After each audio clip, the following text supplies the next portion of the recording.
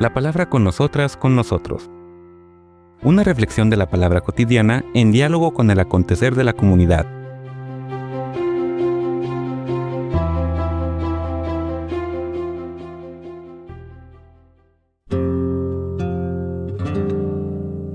Hola, buenos días.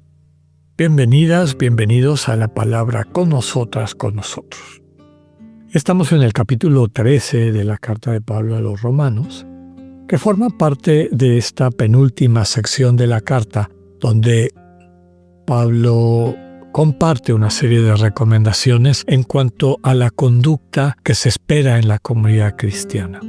¿Qué tipo de testimonio concreto, encarnado, estamos llamados a dar en medio del mundo para llevar adelante el proyecto del Evangelio?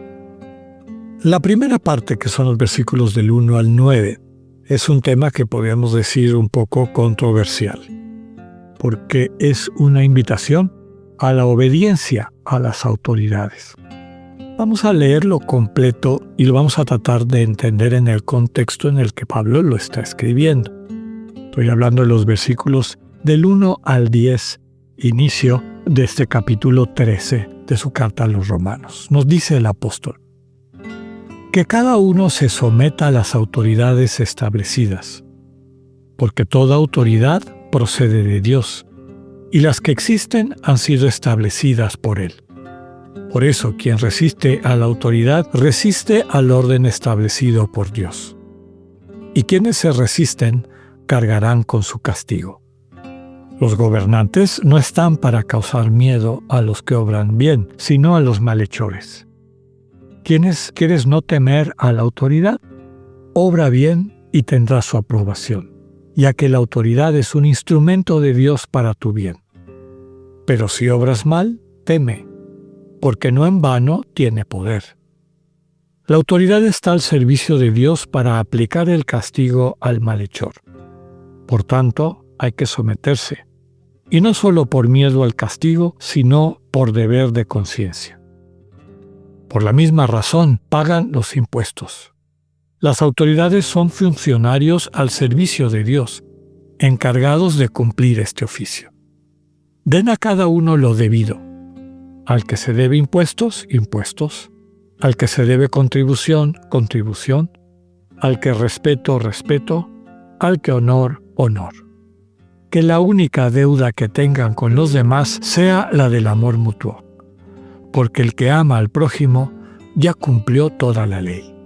De hecho, los mandamientos: no cometerás adulterio, no matarás, no robarás, no codiciarás y cualquier otro precepto se resumen en este: amarás al prójimo como a ti mismo. Quien ama no hace mal al prójimo. Por eso el amor es el cumplimiento pleno de la ley. Palabra de Dios. Les comentaba que en este párrafo, desde luego, como ya decíamos, Pablo está haciendo una exhortación fundamental a la comunidad cristiana, que es una minoría pequeña dentro de una gran mayoría que no tiene estos referentes propios del Evangelio. Y esta gran mayoría vive bajo, llamemos, el imperio de la ley, digamos, de la aplicación de la ley, como se entendía de manera particular en el Imperio Romano. Hasta este momento no ha habido una experiencia dura, radical, fuerte de persecución por la comunidad cristiana en su totalidad.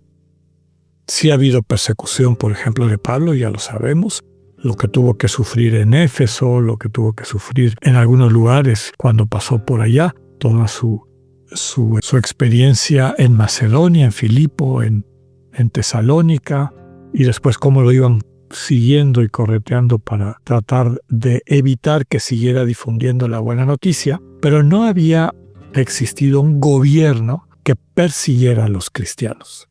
Esto se dará pocos años después de la escritura de esta carta, que como ya comentábamos se escribe entre el 57 y 58, a mediados de los años 60, en la tiranía de Nerón, el primer gran emperador que perdió el juicio, donde nace por primera vez o se experimenta por primera vez a nivel de la comunidad cristiana, el captar que existen autoridades pues que a lo mejor no tienen la legitimidad. Esto ya en la filosofía de la época existía la posibilidad de levantarse frente a un tirano, una persona que no sirve a la ley que la propia comunidad se ha dado.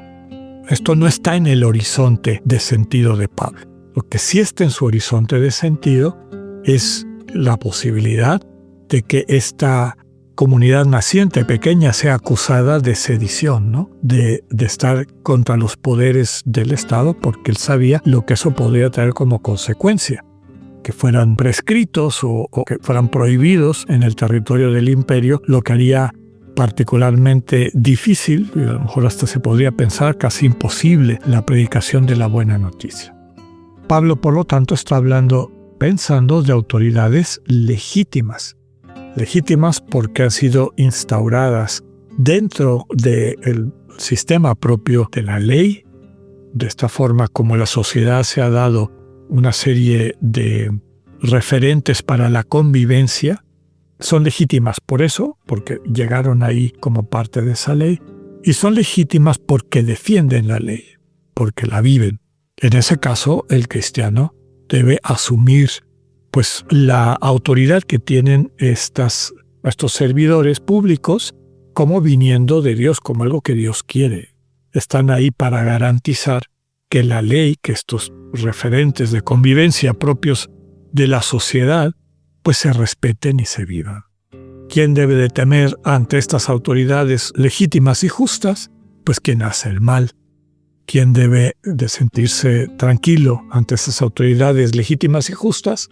Pues quienes viven de acuerdo a las leyes que la sociedad se ha dado. Esto desde luego es totalmente trastocado cuando las autoridades o quienes detentan el poder no son ni legítimos ni justos.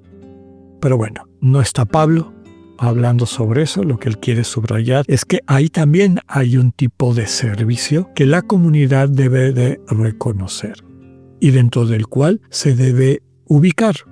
Entonces, por eso su recomendación de ser responsables con estas leyes que la propia comunidad se ha dado, hacer las contribuciones a través de impuestos para que los servicios que el Estado presta pues lleguen y se concreten. Contribuciones que en ocasiones no eran en dinero, sino a través de trabajo o de apoyo. Recordemos cuando había una campaña de guerra para defender el imperio, se esperaba que los habitantes de los lugares por los que pasaba el ejército contribuyeran con alimentos, con alojamiento, etc. De eso está hablando Pablo. Hay que respetar a esas autoridades, hay que darles el honor que les corresponde.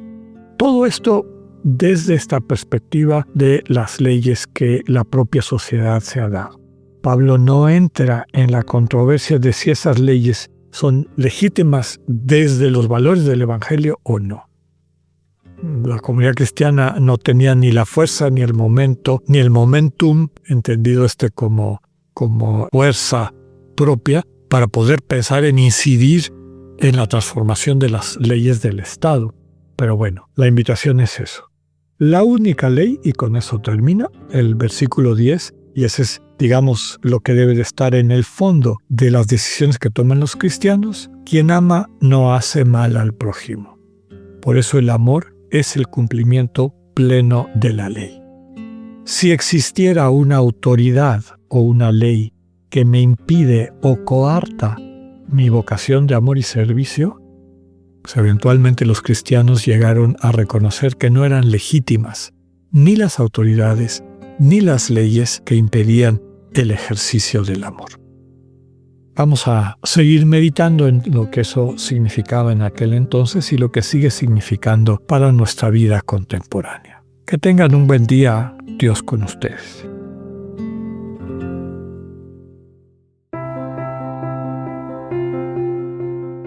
Acabamos de escuchar el mensaje del Padre Alexander Satirka. Escúchalo de lunes a viernes a las 8:45 de la mañana por Spotify o por radioiberoleón.com. Esta es una producción del ITESO, Universidad Jesuita de Guadalajara, y Radio ITESO 95.1.